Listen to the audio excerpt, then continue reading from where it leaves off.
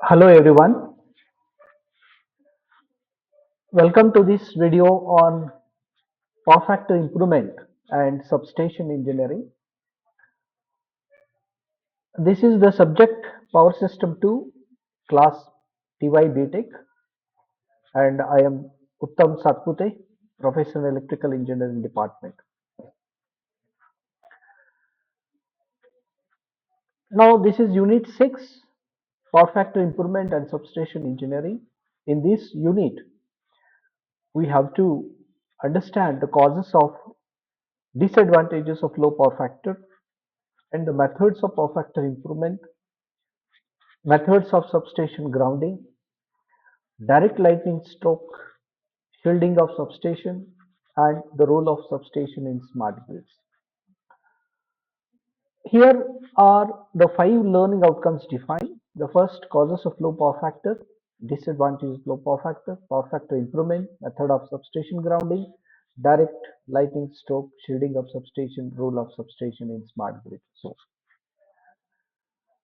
now let us start with our first learning outcome, that is causes of low power factor.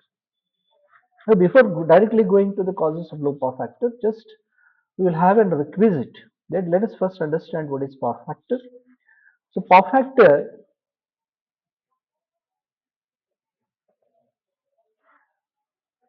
the concept of power factor arises in DC in AC system. We do not have a concept of power factor in DC system, wherein the current and voltage they are always in phase. But when it comes to AC system, the current and voltage they will not they are both sinusoidal, and because of the nature of the load, whether it is resistive, inductive, or capacitive, there will be a phase displacement between voltage and current. So here is shown the inductive load. You can see this is the you can see now this is the voltage applied, and this is our RL load, and I current is flowing into this circuit. Now both current, voltage and current, they are both sinusoidal, and it is shown here. This is the sinusoidal voltage which is shown in pink, and now you can see the phase angle associated with the voltage is 0 here, and because of this inductive load, as we all know from our previous knowledge, that the current lag behind the voltage, that the voltage starts from here 0, whereas the currents it start from 0 here. So this is the phase displacement, what is written here, theta. The current is lagging the voltage by angle theta. There is another concept also. The current reaches to this peak value after the voltage peak. So here the voltage peak reaches first, and then the current reaches next. And there is a displacement here between this crest, what we can say, this is called as the phase displacement. And in terms of phase diagram here, the sinusoidal quantities as we can show in the form of vectors. So this is the voltage vector shown. It is now shown along the x-axis because its phase angle is 0, whereas the current is shown lagging behind the voltage by an angle theta here. Now from this diagram, let us understand the concept of real power and the reactive power. Now this current I can be split up into 2 components. So the component along x-axis, it can be I cos theta, and the component along y-axis, it can be I sin theta.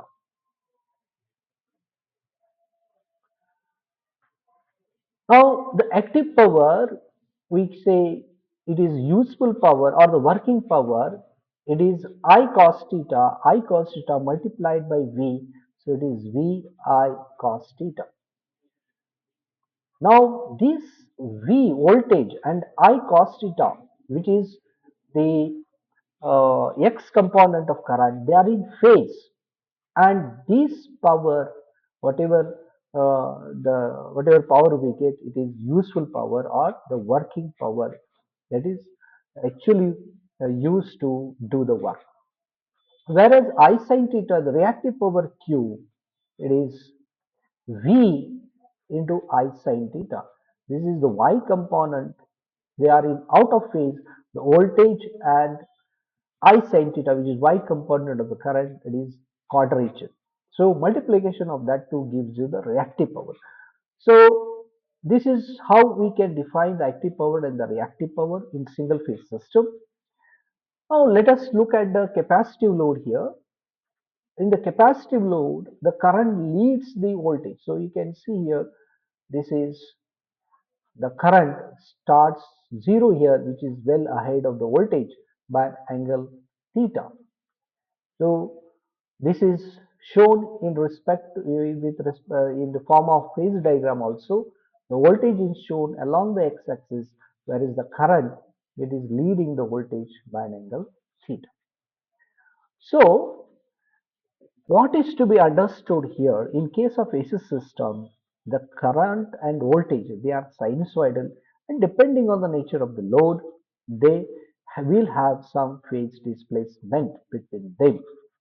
So if theta is the if theta you say if theta is the phase angle of the voltage and phi is the angle phi is the phase angle of the current, then the difference between them is called as phase displacement. And what we defined the power factor here, it is the cosine of the angle between the voltage and current. So if theta is the phase angle of the voltage, phi is the phase angle of the current, then the difference between them is called as a phase displacement. Cosine of the phase displacement between voltage and current is defined as the power factor. Now, this is there are other definitions also, like cos theta is also defined as the active power P divided by the apparent power. Yes. So I will not go to that aspect right here.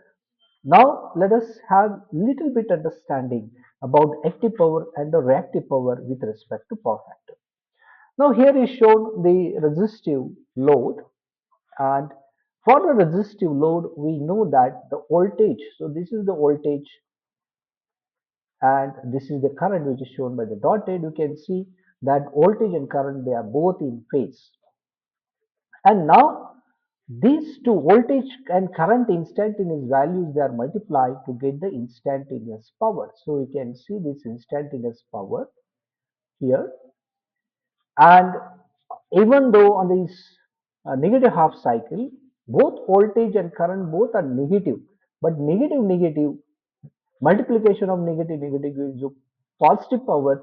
So again we will have a positive power here. Now this whatever I have shown here, this is the instantaneous power, and if you take the average of this, what we call it as a what will active power P.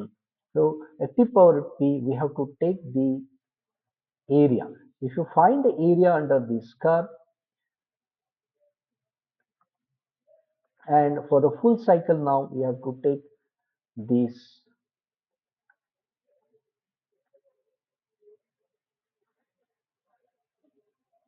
here like this. So we get the active power. If you take the area under this curve, then we will get the active power which is equal to Vm by 2.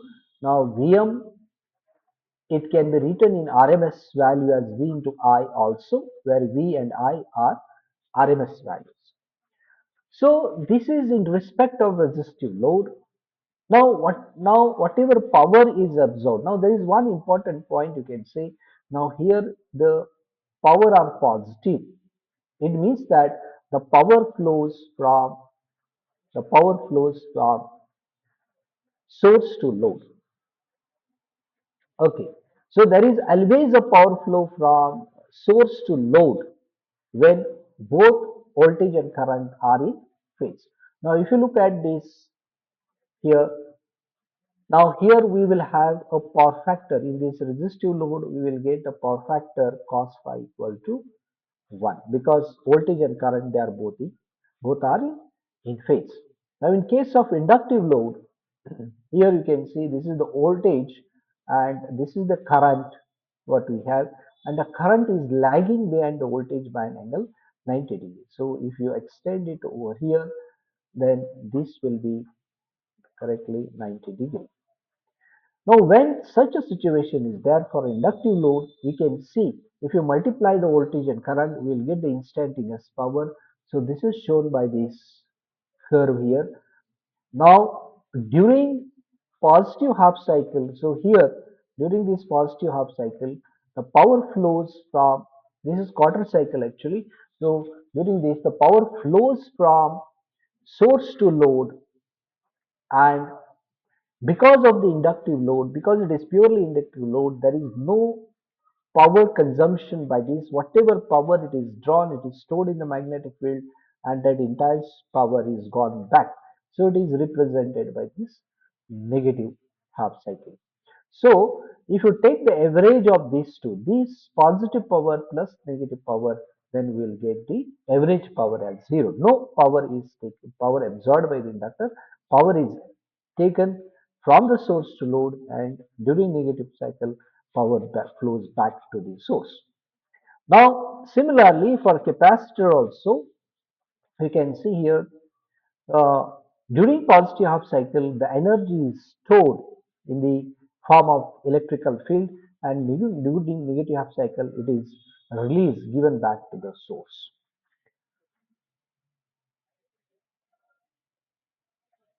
Now, here one important point that now here this average power is zero, but whatever power is consumed, this power, this is called as reactive power, which is not useful, but there is a flow of current from source to load and source to from load to source back.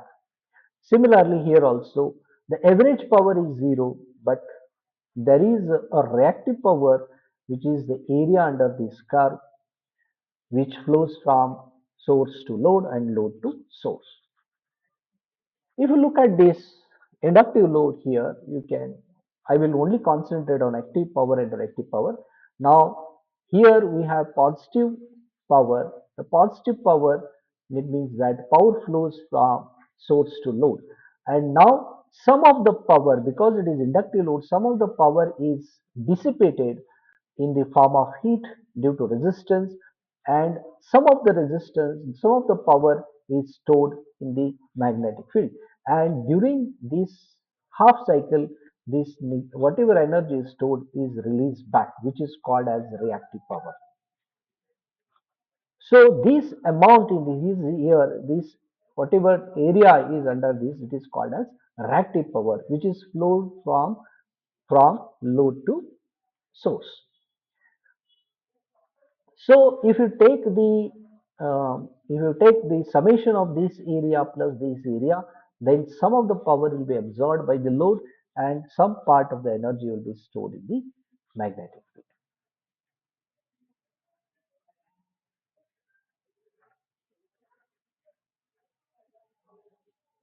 So what is the point here? How power P and Q are related to power factor? If the power factor, if it goes down, if the power factor goes down, means what? The power factor phase angle, if it is increasing, if your phase angle, if it is increasing, then the active power, it will go on decreasing, whereas the reactive power, it will go on increasing. So this is how we have to relate. So here I will write once again, power factor, if it is decreasing, then the active power also it will decrease, whereas the reactive power, it will increase. Okay, so now let us come to our point, the causes of low power factor. And this is important question in the unit 6. Now the main causes of low power factor, the first one is inductive load. Almost a 90% of the loads, industrial load, commercial load, domestic load, they are all of inductive load. So induction motors are the major contribution because for low power factor, and draw significant reactive power. so leading to lagging power factor. Transformers is another passive component which contribute to low power factor, particularly operating at partial load contribute to low power factor.